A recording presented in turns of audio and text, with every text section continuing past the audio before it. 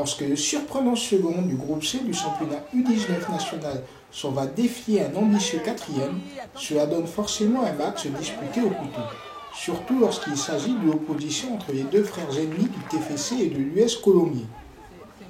Une rencontre durant laquelle les pensionnaires du centre de formation violet se seront longtemps heurtés à un exceptionnel dernier rempart en la personne du portier columérin Anthony Rivière, lequel aura très longtemps maintenu l'espoir des siens après l'ouverture de la marque des visiteurs en première période.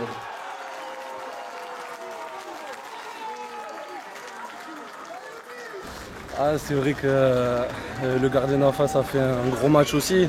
Il a craqué sur la fin, heureusement pour nous. On connaît ces matchs contre Colomiers, c'est toujours accroché, les duels, tout ça, le derby, la région. Et heureusement pour nous, ça a tourné en notre faveur aujourd'hui. Je suis très content, on a fait un gros match et je suis content d'avoir pu aider un peu mon équipe à la fin. Qu'est-ce qu'on peut faire contre une équipe qui, comme Colomiers, joue aussi regroupée derrière, qui sort très peu? Mettre beaucoup de mouvements dans notre jeu, accélérer par le jeu de passe, mettre des séquences, essayer de déstabiliser l'adversaire en fait, et puis après d'être décisif dans les zones de vérité, quoi. Et c'est ce qu'on a réussi à faire aujourd'hui.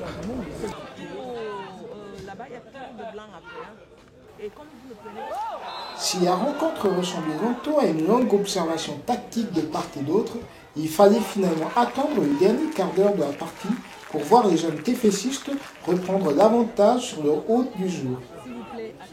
Une concrétisation de la domination territoriale des locaux que les visiteurs auraient pu contrarier sur l'arrêt de dernière minute du pénalty columérin par Anthony Loustalou.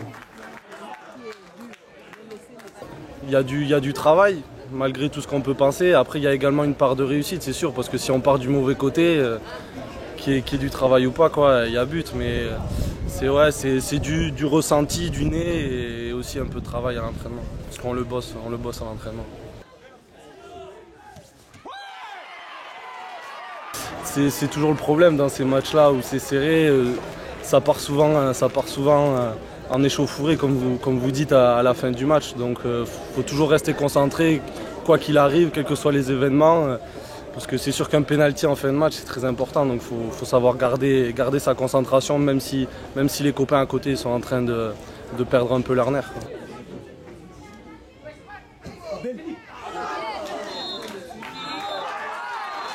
J'ai fait quelques matchs en CFA et puis après j'ai fait le reste en U19, quoi, parce que en ce moment il y a la blessure de Johan Pelé, comme tout le monde sait. Ça fait monter tout le monde et ça me permet d'avoir ma chance en CFA quelques week-ends. Puis après moi, que ce soit en CFA ou en U19, dès que je suis sur le terrain, de toute façon j'ai envie de gagner, donc je suis surmotivé. Je suis content, aujourd'hui ça a payé. Tout le monde sait qu'on a un beau parcours à faire en Gambardella. C'est toujours quelque chose d'intéressant, cette compétition. C'est notre Coupe de France à nous, quoi. C'est des compétitions qu'on aime bien jouer quand on est jeune. On se confronte aux autres grosses équipes. Bon, bien sûr, il y a des tours à passer avant, il faut être bien concentré et faire respecter notre rang. Et franchement, on a vraiment un bon groupe entre les 92, les 93, même des 94 qui commencent à venir avec nous aussi, donc on a vraiment une carte à jouer dans cette compétition. Et puis après, c'est toujours intéressant d'être bien classé au championnat.